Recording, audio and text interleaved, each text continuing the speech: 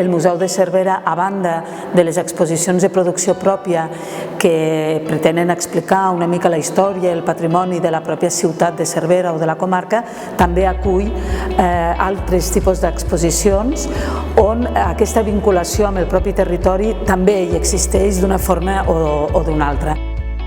L'exposició es basa en dos personatges de la Catalunya rural, dos intel·lectuals que sabien perfectament que havien de partir de la seva terra per poder-se formar com a tals.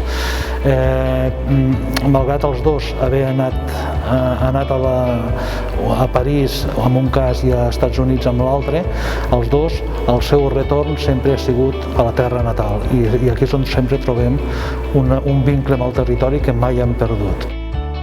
Tenim l'oportunitat de poder-los recordar tots dos en el temps arran del centenari del naixement de Palau-Ferrer.